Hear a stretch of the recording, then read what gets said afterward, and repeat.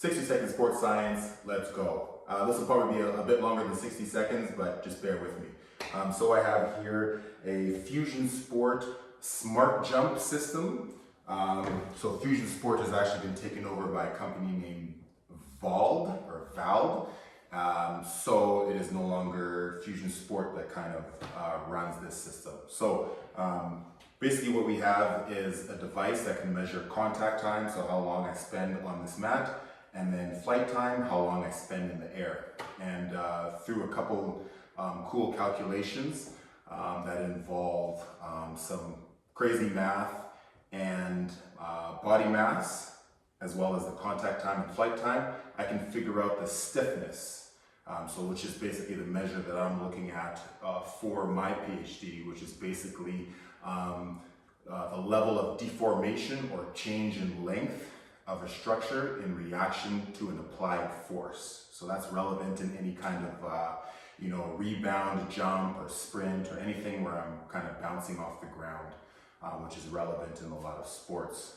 So I'm going to go through a few things that I would recommend in terms of using this device, and a couple things I've learned from doing a bunch of testing in over 200 participants. So the first thing I would say is just be careful in terms of the safety, in terms of the participants. You don't want them tripping over cords, you don't want other stuff kind of flying around. So in an actual kind of test, I would probably want just more space. I wouldn't have desks and stuff around just in case they tripped and fell or anything like that. And then also the safety of your equipment. So you notice this cord goes into this hub.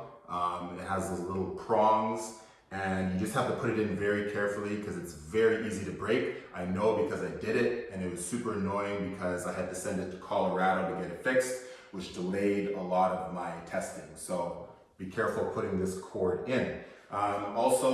Be careful with this.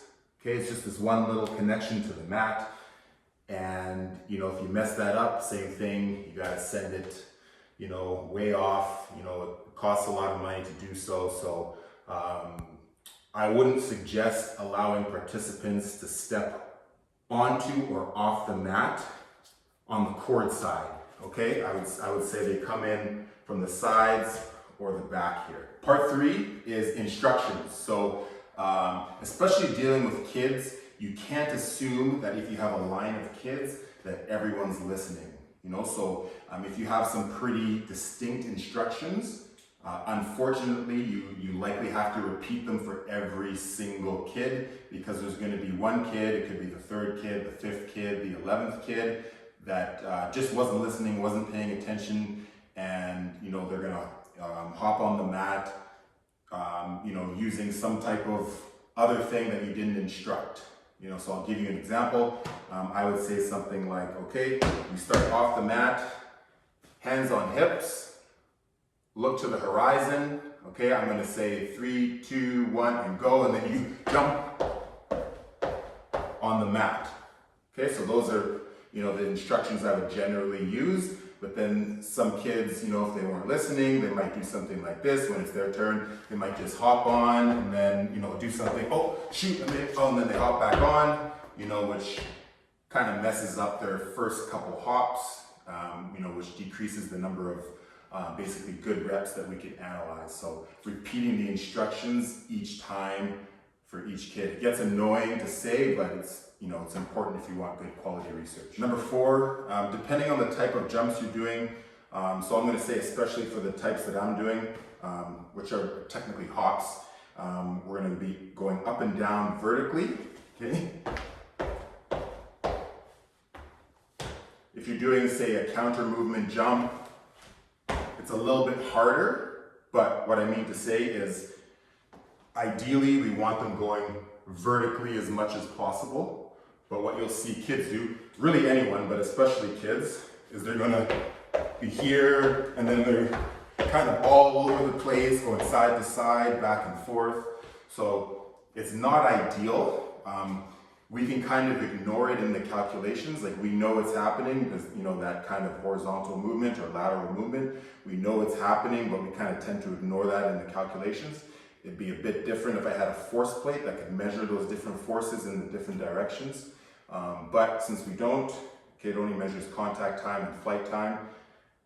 So we just kind of just ignore that. But ideally we would want some type of solely vertical movement. So I think if I had to do this PhD all over again, which I would not in a million years, I would tape, you know, a little square, and I'd say, okay, jump in that square, you know, as one of the instructions that I would use. Something else that we're mindful of is the use of the arms. So in my testing specifically, we go hands on hips to eliminate any effect that the arms might have on their jumping ability. Let's say I did a counter movement jump. I might do the same, especially if I'm interested in testing leg power. So that's basically just the contribution of the legs to the jump. Okay, so I put my hands on my hips, say I was doing a counter movement jump, down and up. So that's gonna actually, you know, limit somewhat the contribution of the trunk and especially the contribution of the arm, both of which can increase jump height, if that's what the measure that you're interested in looking at. So if I'm using the arms in my jump, okay, so which, you know, contribution of my arms and trunk, I'm just going to add to the height of my jump. If I'm using my arms, then I would say something like we're testing the jumping ability, you know, the explosive ability of the athlete. I technically can't use the term leg power because there's more than the legs that are contributing to the jump. So just something to be mindful of.